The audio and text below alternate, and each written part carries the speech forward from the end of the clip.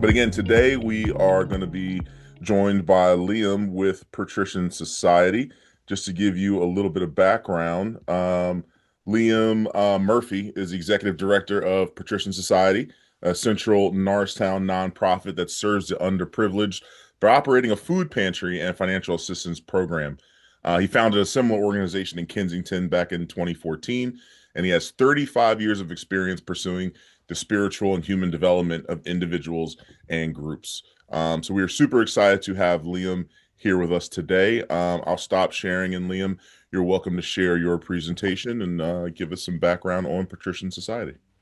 Great. Thank you. And thank you all. It is great to be with you today and to give you some idea of who we are and what we do at the Patrician Society. As you can see there, basically what we say most simply is that the Patrician Society strives to effectively meet the basic needs of economically disadvantaged adults, children, and families in our surrounding community. We are located in Norristown in Montgomery County. And so what we try to do is help those who are struggling economically. And we do that basically through two things that we'll talk about, mainly through our food cupboard, and then secondly, through what we call our human program, which stands for helping utilities and miscellaneous aid for neighbors in our neighborhood. So they're the two basic things that we do with our work. So just briefly, just so you know, we started actually we're going to begin our 45th year on November 17th, because on November 17th in 1981, that's where the whole Patrician Society began. At the time, Father John McCaffrey was the pastor of St. Patrick's Church here in Norristown. And basically what happened was he started getting knocks at the door, people asking for food, and he would go to his own kitchen cupboard and get a few things and give it to them. But the demand became greater and greater. And so he decided that they needed to start something where they could help the neighbors who were in need. And so he came up with the idea of starting a food cupboard. And right from the get-go, he had made the decision that he didn't want it to be associated with the church, but to be its own separate entity so that it wouldn't be at the whim of any pastor who might come in after him and want to keep it or not keep it. So the Patrician Society became its own separate entity. And of course, he gave it the name Patrician Society because it was associated with St. Patrick Parish. And since the very beginning of the Patrician Society, the idea was to meet the basic needs of the people in the neighborhood who were struggling economically. That showed itself primarily through the food cupboard, where they met people's needs for food and sustenance. But also over the years, as you can see there, the Patrician Society just would discern what are the needs in the neighborhood and how can we help. So at a time, it offered a men's shelter. And then when someone came along and did that bigger, Patrician Society decided, okay, we don't need to do that anymore. Same thing, we had an after-school program. We were actually the first in the neighborhood and in the area, the Montgomery County area, to have an after-school program. But then when that became more popular among schools, it was decided that we no longer need to do that. So we're always open and discerning what are the needs of the neighborhood, what isn't being met, and how can we help fill that need. And we've always maintained the food cupboard because that has always been a need in the neighborhood. So we're just, as I mentioned, on November 17th, we'll officially be celebrating our 45th year. And what's nice is that Joe McElhaney was the first executive director of the Patrician Society, and he's still with us 45 years later. He had retired, but then came back, and he now serves as the executive assistant. And he spends a lot of his time helping us find sources of income so that we can keep the good work that we do going. So, just to give you a little idea about the neighborhood we serve and the reality that we have. So, Montgomery County, the poverty rate hovers between 6 and 7%. But right here where we are in Norristown, that poverty rate is 19%. 19% of our population here lives under the poverty line. And you can see that the per capita income is 27, really 28,000, which contrasts with the rest of Montgomery County, which is over 60,000. And also, as I mentioned earlier in our breakout group, here in Norristown, we have more than double the immigrant population than the rest of Pennsylvania. We have a big immigrant population, as we were saying with Zach, much much of whom are experiencing and being impacted by everything going on now. But we have a big immigrant population, a lot from Mexico and Guatemala, Honduras, and Nicaragua, and other countries in Central and South America.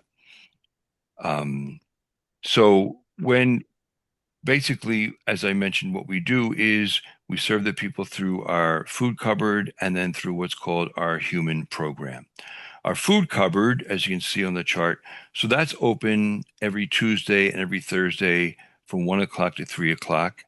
We always do have Spanish translators available because not all, we have a mix of people who come, but so that those who speak Spanish feel comfortable and welcome, we have a Spanish translator who's always available. And what we try to do when people come to the food cupboard is initially they'll register and they'll let us know how many people live in their home, and we'll look for verifiable, identification of that. And then once they're set up and registered, they can come twice a month on a Tuesday or a Thursday to pick up food for them and for their family. And what we aim for, what we try to do, is put 5 days worth of groceries in the bag so that they have enough to help them get through. And each bag, just so you know, the bags are filled with, a bunch of things. We have the non-perishables, which is your cans and your pasta and your cereal and rice. And rice is really, really big and really in need. They'll also get meat. We're fortunate enough to be able to offer them meat and dairy. They get eggs, they get butter, they get fresh bread. We're very fortunate to offer fresh produce because of a local garden that offers us their produce so that we can hand it out to the families here in need. And then, when possible, we add snacks to each bag. Also, what happens is when each person comes to our window to receive their food, they're able to ask us for one or two additional things that they might need. I mean, a lot of times they need things like toilet paper, paper towels. They might want some kind of juice or drink. Sometimes it's hygiene supplies. They need toothpaste or toothbrushes or soap and whatnot. Different condiments. They might want coffee too or tea. And we put those items in the bag for them as well. So they do get a substantial amount of food to help them. And I can honestly tell you, they're always grateful for what they get. They're very thankful for what we give them, and they're very relieved. Um, and I would mention that, I'd say within the last 2, 3, 4 weeks, maybe, we've had an increase of people calling who live in Norristown but never had to use the food cupboard in the past, who are now asking us where we are and what time we're open. So it seems as if there is some growing need out there with everything going on. That's what I just mentioned to you.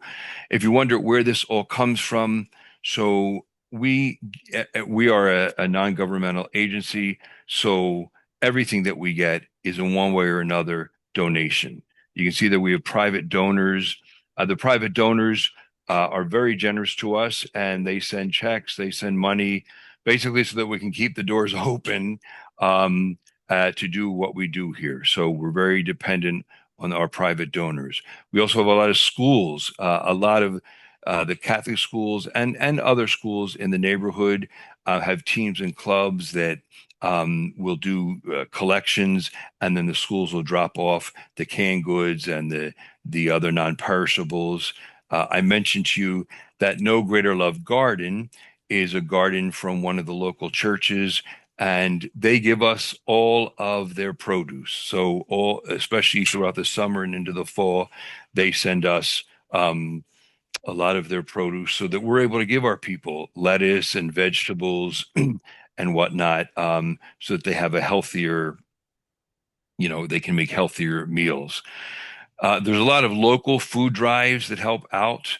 For instance, right now, that Patty Simons drive tonight, I have to go to the initial meeting for that for this year. Patty Simons was a police officer who died, and so every year, the police do this food drive in memory of her, and it is a big deal all over Norristown. They put their bags and whatnot everywhere, and there's canned good pickups all throughout this time. And then they distribute that to us and to Salvation Army and a few other places, so that we have enough food basically for Thanksgiving and for Christmas. And it's such an amazingly big drive that some of that will actually help us throughout the year. Nutritional development from the Archdiocese of Philadelphia also just this morning dropped off a whole van load of food. And again, everything from non-perishables to some homemade sandwiches from some of the kids in school with notes, so that the people who pick up the sandwiches know they're being thought about. And so that's always nice to see.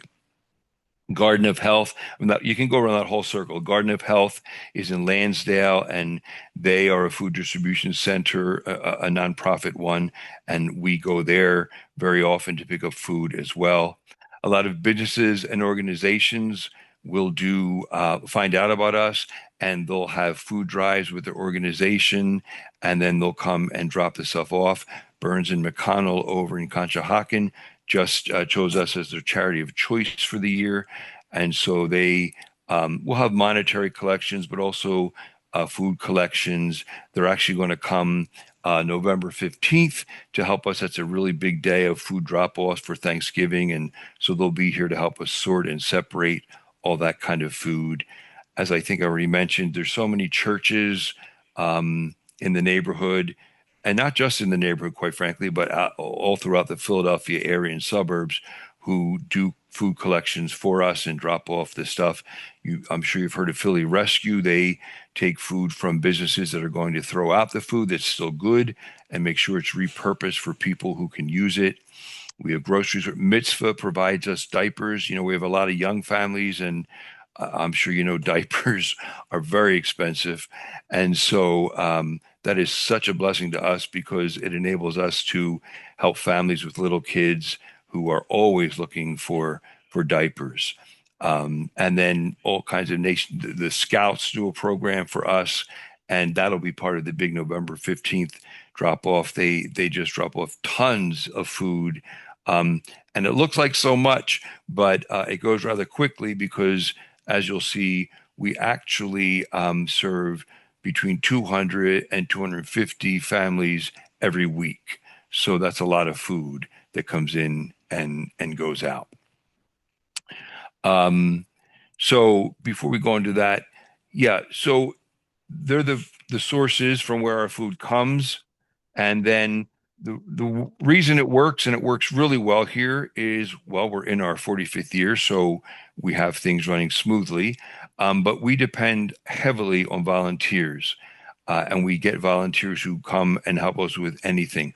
Right now, we have 53 volunteers, and they do over 100 work hours weekly, and they do anything we ask. I mean, they receive the food when it comes down our chute. They separate the food. Then we have people who put the food in bags. We have bags made up for one family, a one-person family, a two-person family, all the way up to an 8 or 9 person family. So they get those bags ready to go. They do anything that we ask of them, and we are really dependent on them to help us with what we do. And of course, it does keep our administrative expenses low as well because they're here to help us with their volunteer work. And you can see that's just some of our volunteers. Some of them are from companies, and they might come once or twice a year.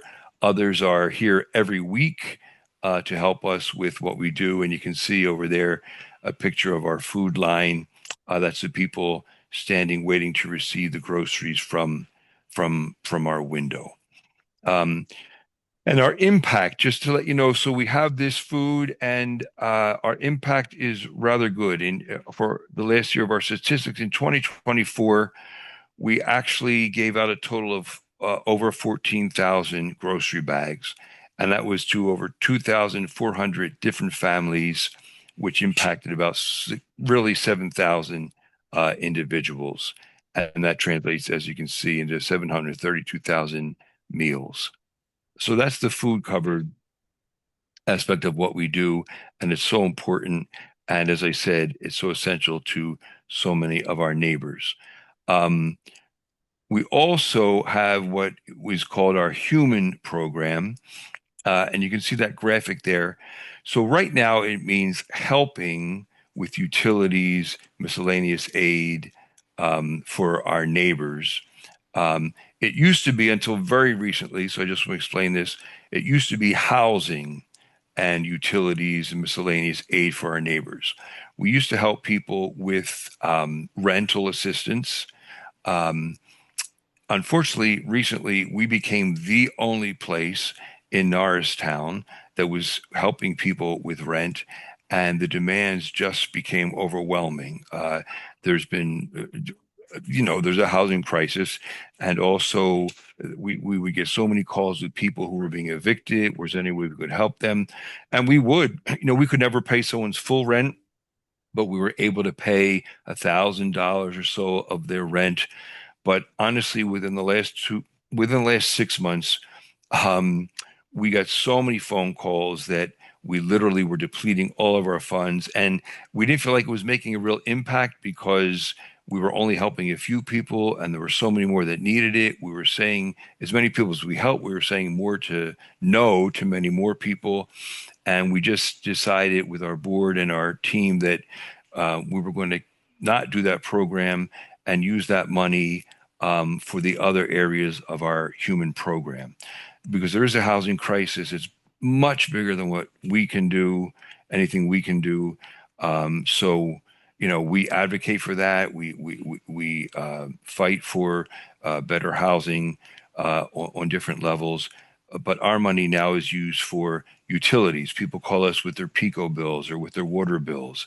Um, we have a lot of people, they're getting back on their feet, and they have a job interview, but they have no way to get to the job interview. So we can get them a SEPTA key card so that they have transportation to different job interviews. Or we've had a lot of people all excited because they have a job, but for the first 2 weeks or so, they're not going to have any way to get there until, they get their first paycheck. So again, we're able to give them a SEPTA key card to help them do that. Sometimes people need ID and they have it's a simple thing to us, but they have no way of getting their ID. So we're able to fund that. Sometimes in the summer, people don't have a fan. And so we're able to purchase some fans and buy fans so that people at least have a fan in their homes.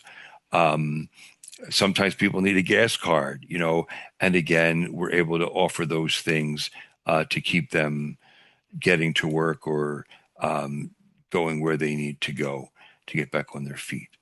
So, yeah. And then the last thing is they're the things that we do. And then we always have people asking us how to help. And so when I go make presentations or when people ask us, we always tell them this, people can make a monetary donation. We have a PayPal link on our website.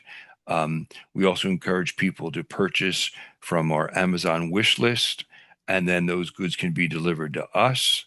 Um, and then again, as I mentioned earlier, some people will make a personal donation of food. People know we're open from 8 to 4, Monday through Thursday. So they'll come by and they'll drop off food and it just goes down our chute. And either ourselves or one of our volunteers is there to receive it. We encourage people to organize a food drive in their community or interest group. That's what I said. We have a lot of church groups do that. We have the scouts do that. Even at work, some groups will get together and do a food drive to help the Patrician Society, and then follow us on social media. And of course, tell friends about us because the more people know we're here and what we're doing, the more they're encouraged to want to help an organization that is helping so many people. So I think I got everything in.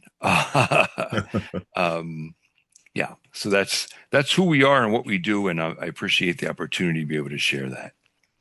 Liam, that was awesome. Thank you so much. I actually learned a lot more than I thought I knew, and I do have some questions, but I want to open it up to the group If anyone has any questions for Liam, you can fire away. And you can stop sharing your screen now too. We'll go back to Oh yeah, yeah. the regular feed. Oops. Any questions for Liam?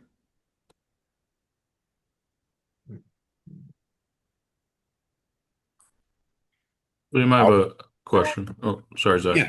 no, you can go. Are you, and sorry if I missed it, are you strictly in the Norristown zip codes, or do you go outside of that as well for someone who comes to? So we help the Norristown zip code and like right around us, like King of Prussia, Bridgeport, But so yeah, the Norristown and the surrounding community is who we help. Okay, perfect. Did I see a hand up with you, Samantha, or was that someone? It was, but Chris actually asked my question, so. Okay. Um, so I don't, please, Liam, if this is a dumb question, you're welcome to reprimand me.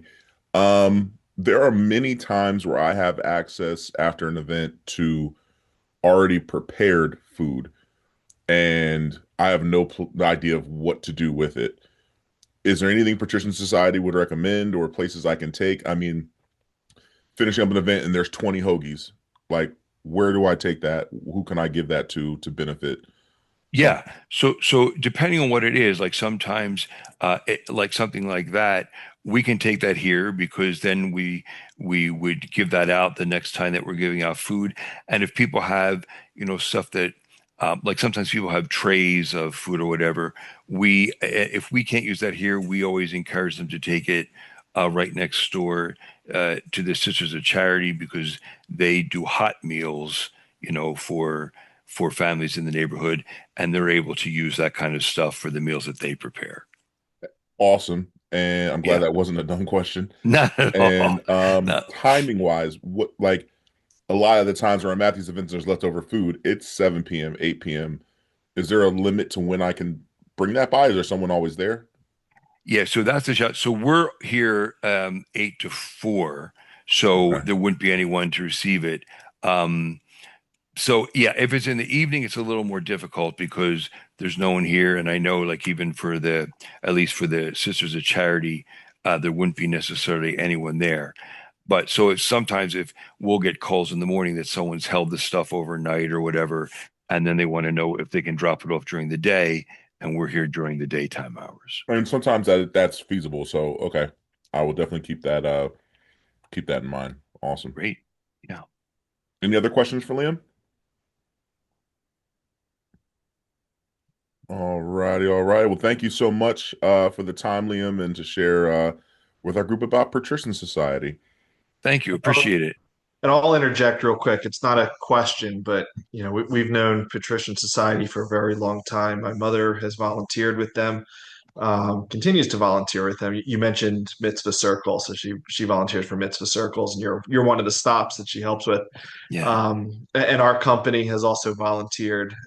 We've done a couple Martin Luther King Day days of service at Patrician Society, and it's just a really incredible facility. It doesn't look like a huge building from the outside, but once you get in, the just the amount of food that they're able to handle and everything's just run very well, very efficiently. And there is a great need in the Norristown area, and what they're doing is really incredible stuff. Thanks, Thank Kevin. you. Appreciate that, Kevin. And you are right. It's amazing how smoothly it runs. We have a great staff. I mean, Danielle and Jackie, boom, boom, boom. They just keep things running. And when volunteers come, they put them in place and everything goes really, really smooth. And it's an I, amazing amount of food that comes in and goes out each week. and that was very nice of you, but I think you get a little bit of credit also.